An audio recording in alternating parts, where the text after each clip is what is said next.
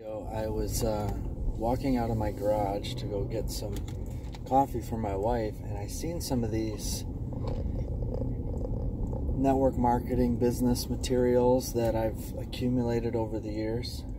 And the thought came to me is that every time the Lord started awakening me, the passion inside to do the work of the ministry,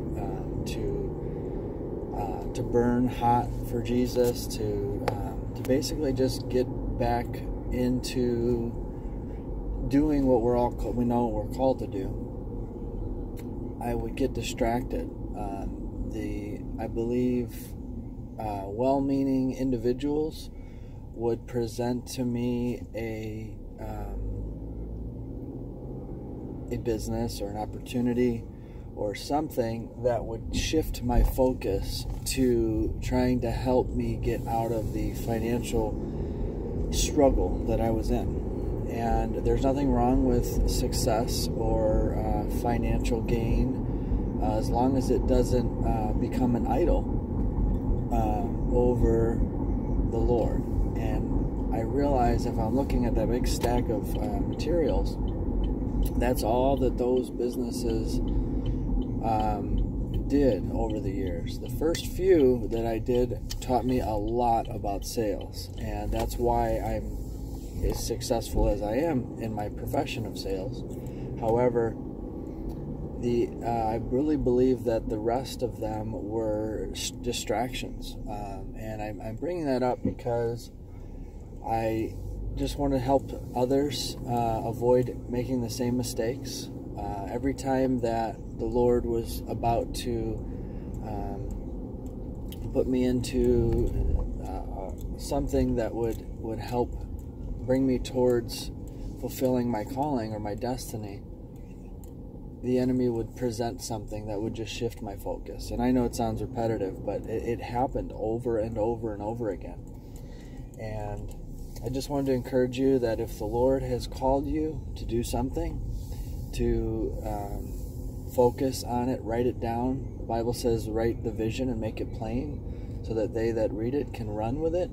So not only you, but those that are called to run with you or support you or join with you can see it clearly. So write it down. Goals. They say that if you write goals down, the chances of you accomplishing those goals go up significantly. I don't know what the percentage is, but I've experienced that.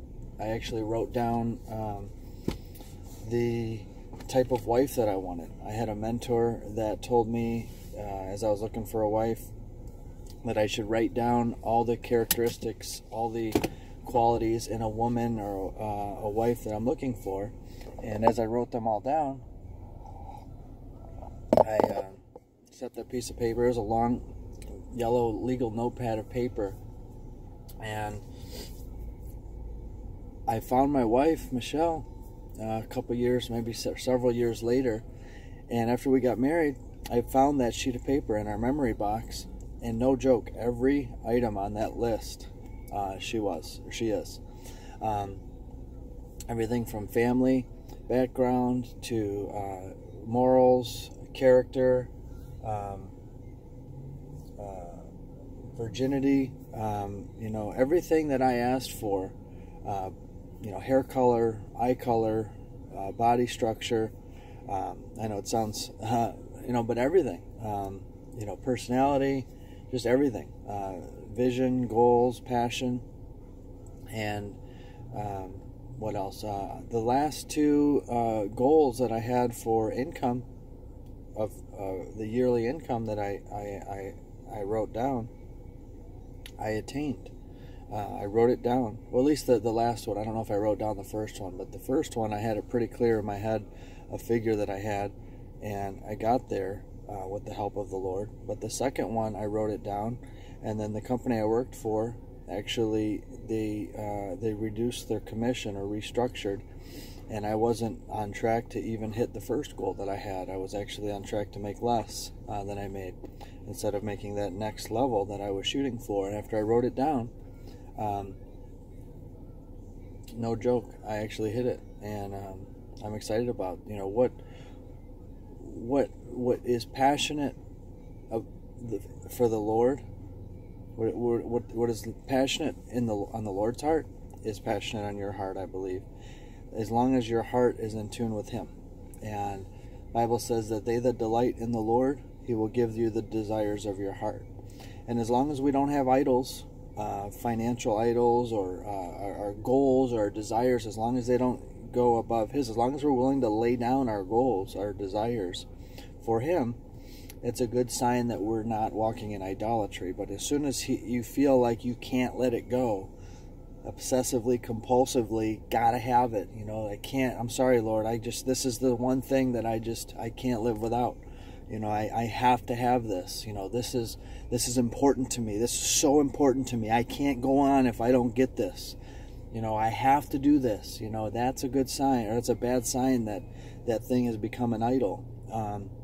And it's like a kryptonite for a Christian. There's a book I just finished on Audible called Killing Kryptonite by John Bevere. And he talks about the idols that we as believers allow to cause to kill our power. We have supernatural power, more than just healing. I'm going into Starbucks here, and yesterday I was able to pray for a few people. And I believe that today, if there's somebody that's needing healing, they'll get healed. And it's not me, it's Jesus, and it is my obedience though, and it is my faith that He's given me, that I've been exercising.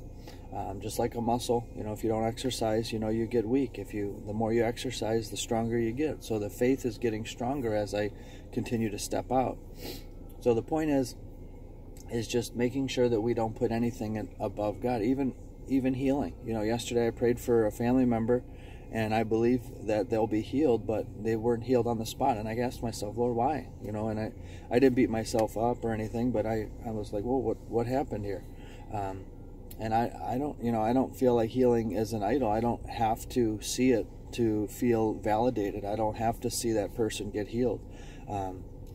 But I believe that He wants them healed. So yeah, whatever it is, I just pray that we learn healthy balance, and we learn healthy goals and visions and dreams, and the Lord can give us the desires of our heart. As long as the Bible says, "Seek ye first the kingdom of heaven and His righteousness, and all these other things will be added unto us." Any one thing we put above Him becomes an idol, and then we're out of balance. So whatever that may be. So that was my my thought for the day, and I'll make another video after I leave Starbucks here. Hopefully I can get home to my wife before she wonders why it's taking me so long to go to get coffee. All right. Love you guys.